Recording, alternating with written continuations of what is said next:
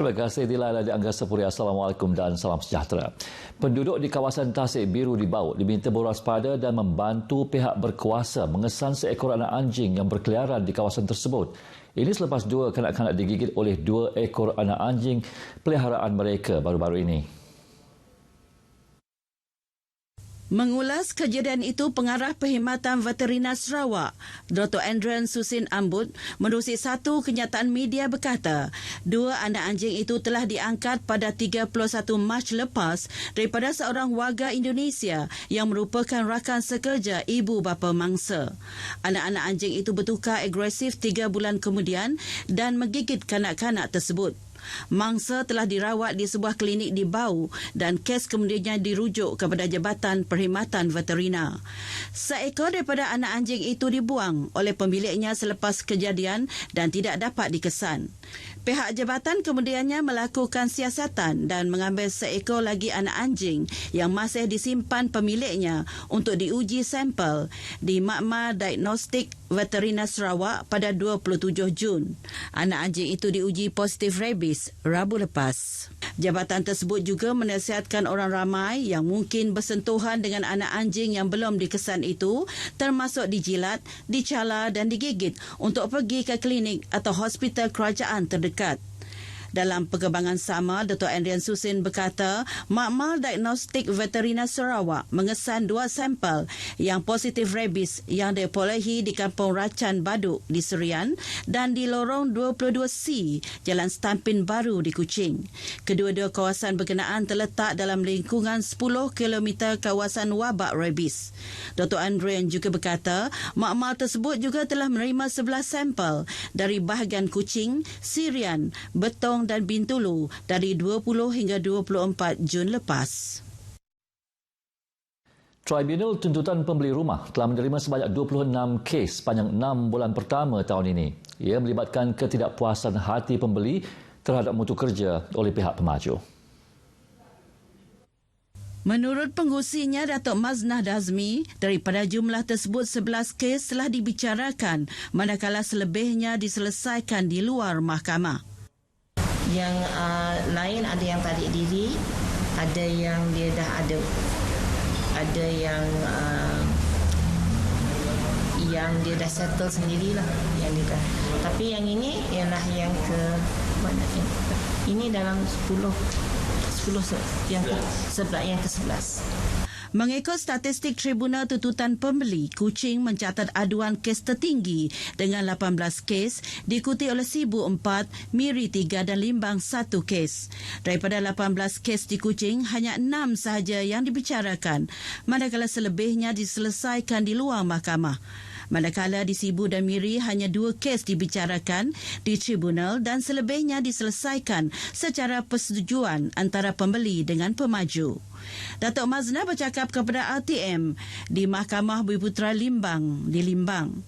Mengulas kes pembicaraan tribunal yang dibicarakan di Tribunal Limbang, beliau berkata pihaknya telah mengarahkan pemaju supaya melakukan kerja baik pulih terhadap tuntutan pembeli. Pihak pembela mestilah terus dengan tegas membetulkan apa-apa kecacatan. Banyak kecacatan dia dan dia masuk ke rumah. Dan ini akan dipantau oleh jurutera juga.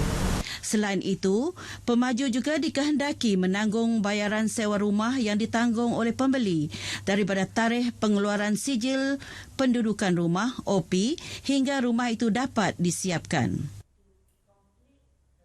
Kementerian Kebajikan Kesejahteraan Komuniti Wanita Keluarga dan Pembangunan Kanak-kanak akan mengemukakan satu kertas kerja kepada Kabinet Negeri bagi pemberian skim bantuan untuk pesakit buah pinggang di negeri ini. Kementerian itu dalam satu sidang media di Kuching memberitahu pihaknya sedang meneliti input kertas kerja tersebut yang telah dicadangkan oleh pelbagai pihak agar ia akan memberi manfaat kepada pesakit secara menyeluruh sekaligus mengurangkan beban pesakit yang tidak mampu. Input-input berkenaan termasuk senario, trend, kemudahan rawatan sedia ada, pengangkutan dan cabaran yang dihadapi oleh pesakit berkenaan. Walau bagaimanapun, kos yang diperlukan oleh kementerian belum dapat dinyatakan kerana mengambil kira pelbagai faktor. Kementerian itu memberitahu skim bantuan itu juga diperlukan memandangkan kerajaan menyedari tren pesakit buah pinggang di negeri ini semakin meningkat dan ia memerlukan kos yang agak tinggi untuk rawatan khususnya di hospital swasta dan pusat dialisis yang dikendalikan oleh badan bukan kerajaan NGO.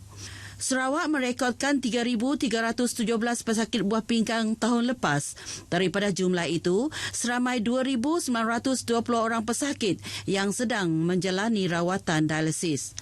Dari segi jumlah pusat rawatan pula, Sarawak mempunyai 45 pusat rawatan hemodialisis dengan 25 beroperasi di bawah Kementerian Kesihatan Malaysia, 11 buah dimiliki oleh hospital kerajaan dan 9 dikendalikan oleh NGO. Kementerian memerlukan peruntukan itu bagi meningkatkan dan menambah baik kemudahan rawatan sekaligus menampung keperluan pesakit yang sememangnya tidak mencukupi ketika ini. Seramai 300 pegawai dari agensi kerajaan negeri termasuk badan-badan berkanun, syarikat berkaitan kerajaan dan sektor swasta menghadiri program bicara eksekutif pemantapan integriti dan governance di Kuching. Program yang julung kalinya diadakan di Sarawak itu bertujuan memberi penerangan kepada agensi mengenai inisiatif integriti terkini kerajaan. Selain itu, ia juga bertujuan untuk memberi penjelasan yang lebih mendalam kepada semua agensi kerajaan tentang peranan mereka dalam pelaksanaan Plan Antirasuah Nasional NACP dan Plan Antirasuah Organisasi OACP. NACP merupakan dokumen utama kerajaan Malaysia yang menggariskan tindakan menyeluruh dan bersepadu dalam memerangi rasuah. Plan ini juga akan menjadi plan pertama seumpamanya yang merangkumkan isu tadbir urus, integriti dan anti rasuah dalam suatu kerangka bersepadu.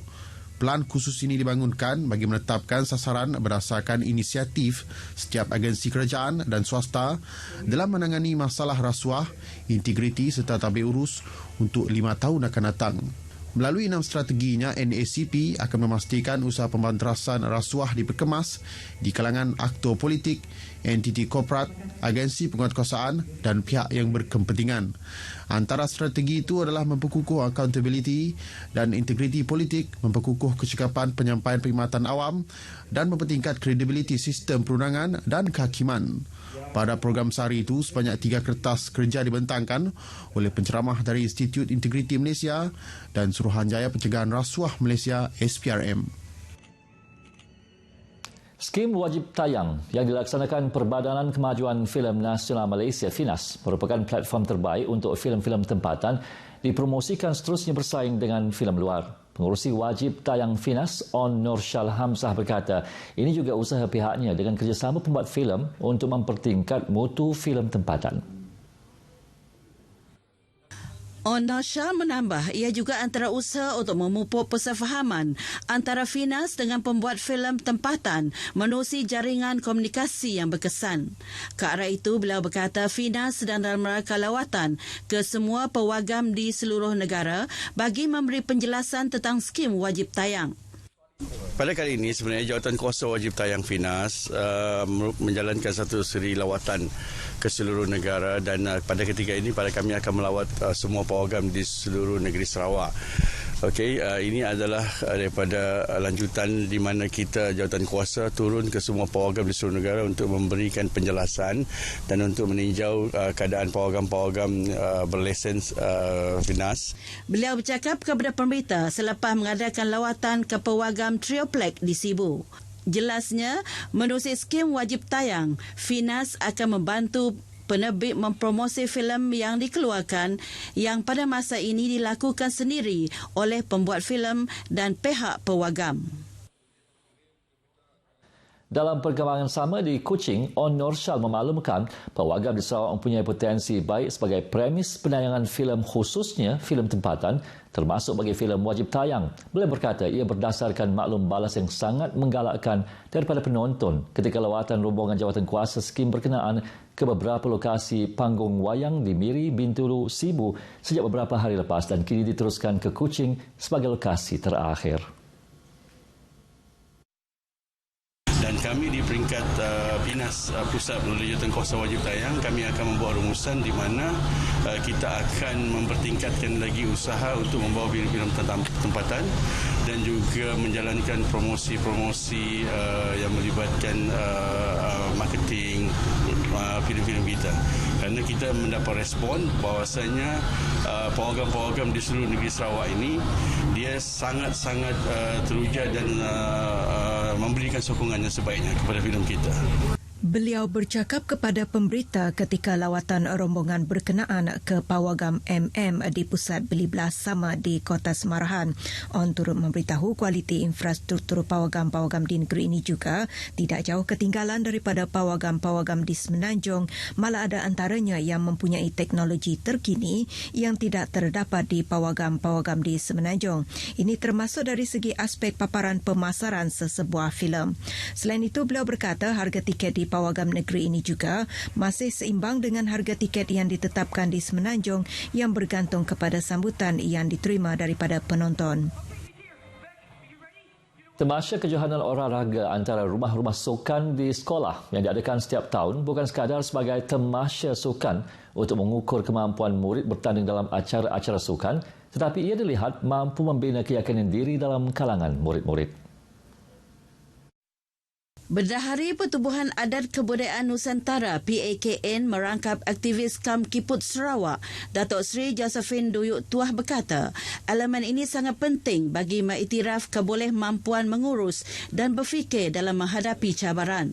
Tambah beliau, temasya sukan di peringkat sekolah adalah salah satu daripada usaha sekolah dalam memastikan akses pendidikan yang berkualiti untuk setiap murid bagi memberi kesan positif dalam pembelajaran murid. Datuk Seri Josephine berkata demikian ketika merasmikan kejohanan olahraga ke-28 antara rumah-rumah sukan sekolah SK Long Laput kali ke-28 di Long Laput Baram. Dalam pada itu, beliau turut berharap ibu bapa serta guru-guru dapat memberi sokongan kepada anak-anak untuk bergiat cergas dalam aktiviti co-kurikulum ke arah membina warga sekolah yang cergas. Pada majlis itu, Datuk Seri Josephine turut menyampaikan sumbangan masing-masing RM5,000 kepada Kelab SK Long Laput dan Persatuan Ibu Bapa dan Guru PIBG, RM3,000 kepada Jawatankuasa Keselamatan Kampung Long Laput dan RM4,000 kepada gereja. Setakat ini dahulu berita dari Sarawak untuk N7 pagi ini. Untuk berita seterusnya, kembali kepada Dilaila di Angkasa Puri. Silakan.